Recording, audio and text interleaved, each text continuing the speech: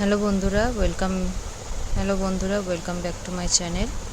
তো আজকে আমি যেটা আলোচনা করব সেটা হচ্ছে সেকেন্ড সেমিস্টার হিস্ট্রি অনার্সের যারা রয়েছে তাদের জন্য আজকে 20 নম্বরের প্রশ্ন নিয়ে আমি আলোচনা করব। তো প্রশ্নটা হচ্ছে প্রাচীন রোমে দাস ব্যবস্থা সম্পর্কে সংক্ষিপ্ত আলোচনা করো, যেটা খুবই গুরুত্বপূর্ণ। তোমরা যদি বিগত বছরের যে প্রশ্নগুলো রয়েছে সেটা যদি দেখো তাহলে সেখানে দেখতেই পাবে যে প্রত্যেক বছরই অল্টারনেটিভ হয় রোমে দাস ব্যবস্থা থাকে আর না হলে গ্রিসে দাস ব্যবস্থা থাকে।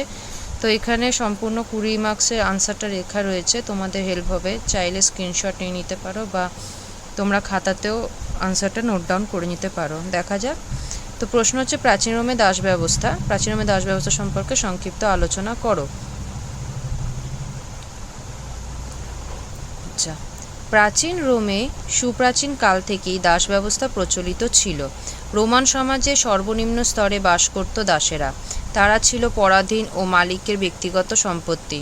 দাস ব্যবস্থার ওপরই ভিত্তি করে গ্রিক রোমান সভ্যতা দাঁড়িয়েছিল। রোমান সমাজের প্রথম দিকে দাসদের সংখ্যা ছিল নগণ্য। বেশিরভাগ মানুষই ছিল স্বাধীন। শুধুমাত্র ঋণগ্রস্ত মানুষ ঋণ পরিশোধে ব্যর্থ হয়ে দাসে পরিণত হতো। কিন্তু সময়ের সাথে সাথে অবস্থার পরিবর্তন হতে থাকে।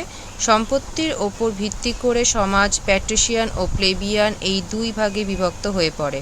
রোমান রাজতন্ত্রের শেষ পর্যায় ও প্রজাতন্ত্রের সূচনায় আর্থিকভাবে দুর্বল হয়ে স্বাধীন নাগরিকদের অনেকেই নিজেদের সীমিত সম্পদ রক্ষার্থে অভিজাতদের কাছে ঋণগ্রস্ত হয়ে পড়ে। পরবর্তীকালে সেই ঋণ ঠিকমতো শোধ করতে না পেরে স্বাধীনতা হারিয়ে তারা দাসে পরিণত হয়। এমনকি পরিবারের প্রধান তার স্ত্রী সন্তানকেও দাস হিসেবে বিক্রি করে দিতে পারতেন। Next paragraph. ঐতিহাসিক এম গ্রান্ট দেখিয়েছেন যে খ্রিস্টপূর্ব 5ম শতকে 12 আইন রচনার কয়েক শতাব্দী পূর্বে পশ্চিমী দেশগুলিতে দাস নিয়োগ রীতি এসেছিল দক্ষিণ ইটালি ও সিসিলি গ্রিক ঔপনিবেশিকদের এবং কার্থেজে বসবাসকারী ফিনিশীয়দের হাত ধরে। যদিও রোমে দাস আমদানি জোয়ার আসে খ্রিস্টপূর্ব 3য় শতক থেকে।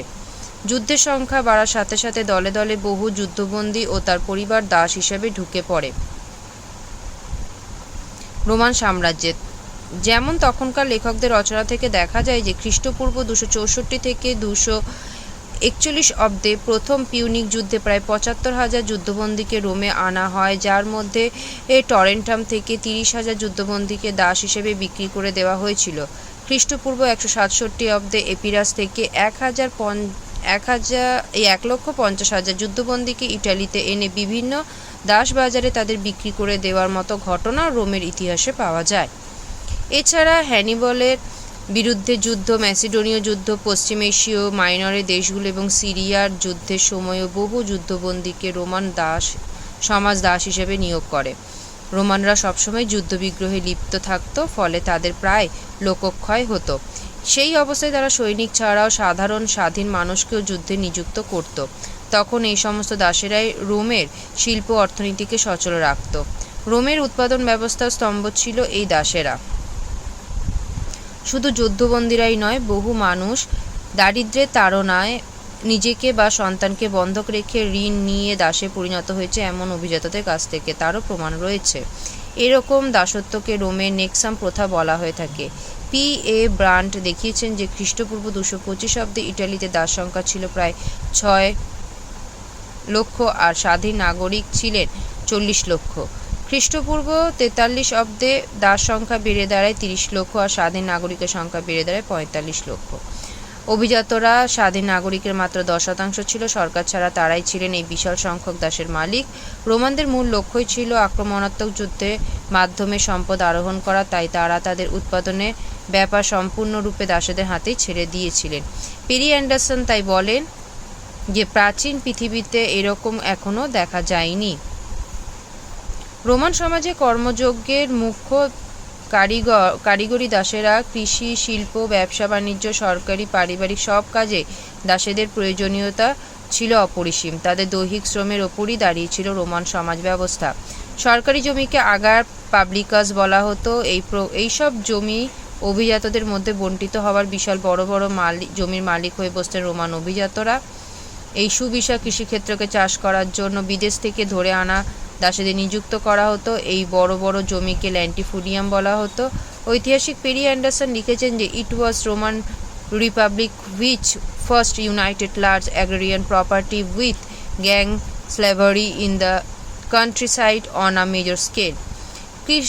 কৃষি ছাড়াও শিল্প, বাণিজ্য ও দাসীদের ভূমিকা ছিল উল্লেখ করার মতন। রোমান কারিগরদের 90% ছিল দাস বা দাসীদের থেকে উদ্ভূত। খুনি, শিল্পী ও দাসরা নিযুক্ত ছিলেন। খুনির দেখাশোনা দায়িত্বে ছিলেন মুক্তিপ্রাপ্ত দাস। পারিবারিক কাজকর্ম থেকে শুরু করে সরকারি কাজেও দাসীদেরকে দেখা যেত, যেমন টাকশালে, শস্য বিলি করা কাজে, এমনকি সরকারি আমলাতান্ত্রিক ও প্রশাসনিক কাজেও দাসেরা নিযুক্ত থাকতেন। সরকারি অফিসে পাহারাদার, রাষ্ট্রীয় প্রাসাদ, ঘরবাড়ি, থিয়েটার হল, রাজপথ নির্মাণ প্রভৃতি কাজে দাসীদেরকে নিযুক্ত করা হতো। প্রধান পুরোহিত বা পন্টিফেস ম্যাক্সিমাস, সাধারণ পুরোহিত বা পন্টিফেস, বিভিন্ন পর্যায়ে রোমান ম্যাজিস্ট্রেটদের, ট্রিবিউনদের, সেন্সরদের ভৃত্য হিসেবে দাসেরা কাজ করতেন। যোগ্য দাস বা তার সন্তানরা বিভিন্ন বেসামরিক দায়িত্ব পালন করতেন, যেমন বিদ্যালয়ের শিক্ষক, সরকারি কারখানার কারিগর, সরকারি প্রাসাদ, রাজপ্রাসাদ তৈরি স্থপতি প্রমুখ।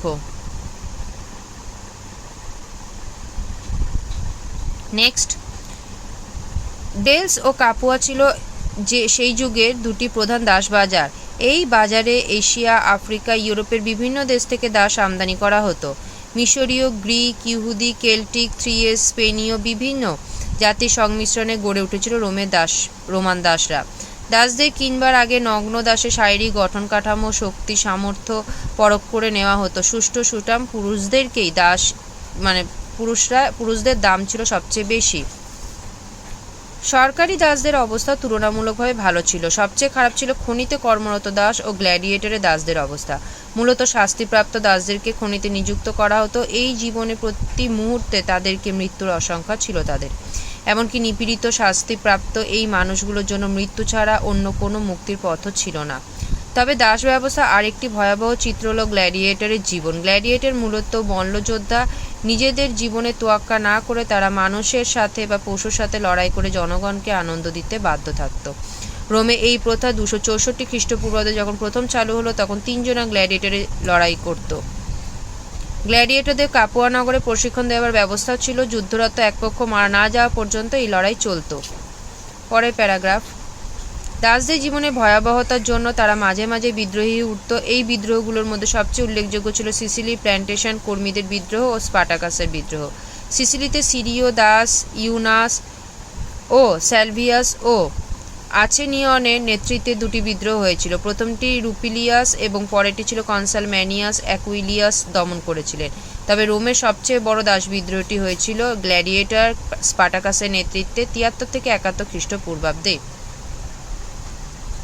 পরের প্যারাগ্রাফ, দীর্ঘদিন ধরে বিভিন্ন পণ্ডিত ব্যক্তিদের কলমে দাসপ্রথা বিরোধী না লেখালেখি হতে দেখা যায়। এই বিষয়ে দার্শনিকদের সমালোচনা এক বিশেষ মাত্রা পেয়েছিল। তবে যতদিন না শাসক দল এই বিষয়ে সচেতন হয়েছিল, ততদিন পর্যন্ত এই বিষয়ে কোনো কার্যকরী পদক্ষেপ নেওয়া সম্ভব হয়নি। সিসিরো ছিলেন দাসদের প্রতি খুবই সহানুভূতিশীল। নিরো তার মন্ত্রী সেখানকার দাসেদের প্রতি সহমর্মী। দাসেদের পরিস্থিতি নিয়ে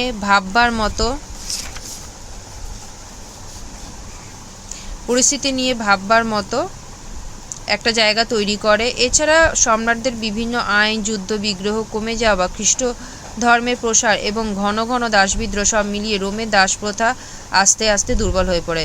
মুক্ত দাসরা দারিদ্র্যের কারণে অনেক সময় পুরনো মালিকদের মুখাপেক্ষী হয়ে বাঁচলেও তাদের দাসত্বের অবসান ঘটে যায়।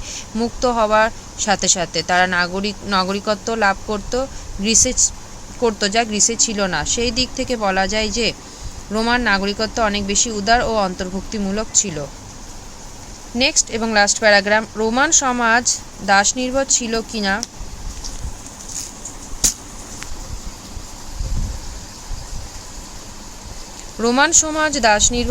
কিনা তা নিয়ে মার্ক্সীয় এবং ঐতিহাসিক ও অমার্ক্সীয় ঐতিহাসিকদের মধ্যে মতপার্থক্য বর্তমান। মার্ক্সীয়রা মনে করেন যে রোমান সমাজ দাসনির্ভর এবং তার যা ঐশ্বর্য সবই দাসেদের অবদান, কিন্তু অমার্ক্সীয় ঐতিহাসিকরা সবাই এই মতের সঙ্গে একমত নয়। তারা মনে করেন দাসপ্রথার আগে ও পরে রোমান সাম্রাজ্য টিকে ছিল তা সমৃদ্ধ নিয়েই, এটা টিকে ছিল হবে, তাই একে সম্পূর্ণরূপে দাস নির্ভর সমাজ বলা যায় না। এই হোক আলোচনার শেষ দুটি কথা, তা খুবই বলা প্রয়োজন।